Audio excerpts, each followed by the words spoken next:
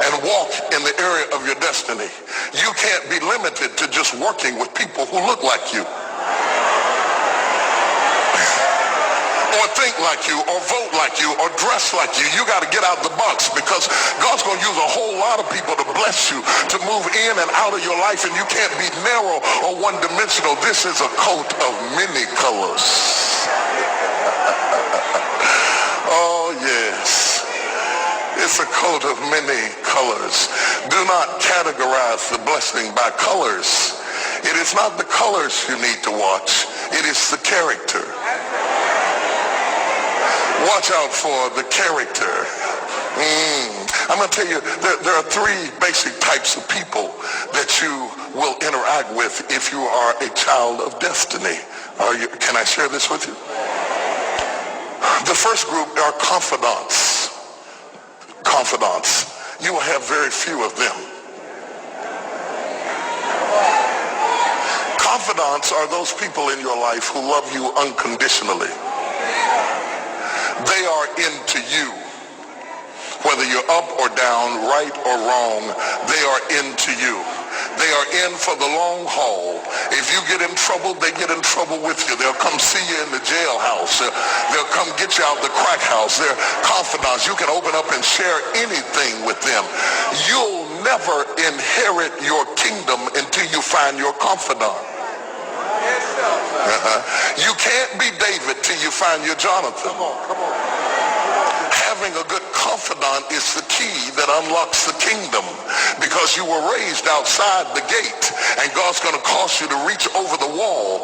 You got to have a confidant behind the wall who can mentor you for what God is going to do next in your life. The problem with most people is that everybody they run around with is under them. And so you are forever feeding people who can't feed you. And after years of feeding them, they begin to drain you. You got to have somebody who can feed you so you can feed somebody else. Oh, y'all don't hear what I'm saying. Am I talking to anybody in here? You need the confidant then. The confidant is those few people that come along in your life that are for you. They are with you. They are intimately intertwined in your life. They are there to make sure that you reach your destiny. They will confront you. They will get in your face. They will get in your business. They will tell you when you're wrong, because they are confidants. If you have two or three of them in a lifetime, you are a blessed person. Without them, you'll never be who God called you to be. You need to find your confidant. Number two, the other group are your constituents.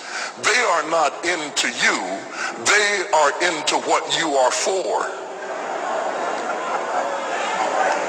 They are for what you are for. They are your constituents.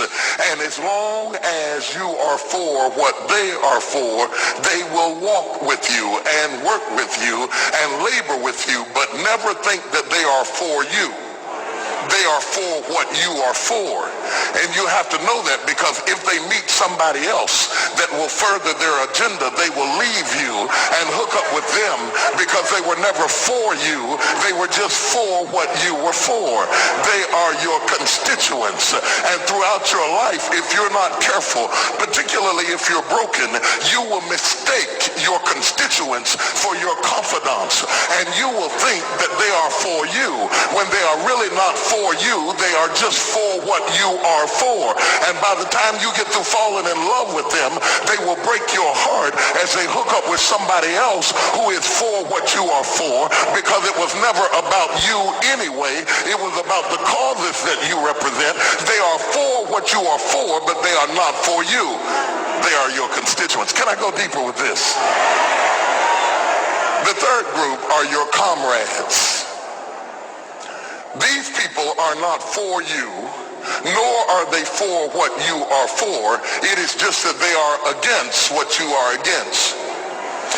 The comrades will make strange bedfellows.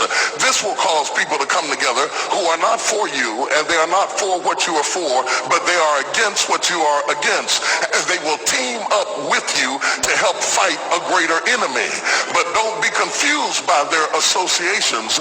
They will only be with you until the victory is accomplished. These people are like scaffolding. They come into your life to fulfill a purpose, and when the purpose is complete, the scaffolding is removed. But don't be upset when they are removed, because the building always remains when the scaffolding is removed. What I'm saying to you, my brothers and sisters, expect the constituents and the comrades to leave you and desert you after a while. Don't be upset when they don't react to your dream the way you expected them to, because they were never really with you in the first place. Be careful then who you tell your dream to, because if you tell your dream to your constituents, they will desert you and try to fulfill the dream without you. If you tell it to your comrades, they won't support it because they never were for what you were for anyway. If you find a few people in your entire life with whom you can share your dream with, you are a blessed somebody. I can tell you how to identify people who are really for you. If they are really for you, they will weep with you when you weep, and they will rejoice when you rejoice. When you walk in a room and you tell somebody good news, stop being happy for a minute and watch their reaction.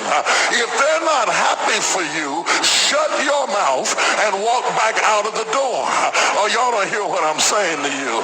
Oh yeah, because when they are really connected to you, they will be happy for you when you share your dream. Find somebody, look them in the eye and say, are you happy for me? If you don't get the right reaction, don't tell them anything else. You need somebody who's really going to be happy for you. I don't want just anybody praying for me. I don't want none of them haters praying for me, because you know you hate me and you don't want me to succeed. I want somebody praying for me who really wants me to be blessed, who wants me to be an overcomer, so you can put up your oil and stop speaking in tongues, because you know you never did speak to me anyway, and ain't no need in you coming up here in this hospital like you gonna pray some cancer up off of me. I'd rather have somebody who really loves me lay across the bed and rebuke the devil. And God is so faithful, he'll always give you somebody.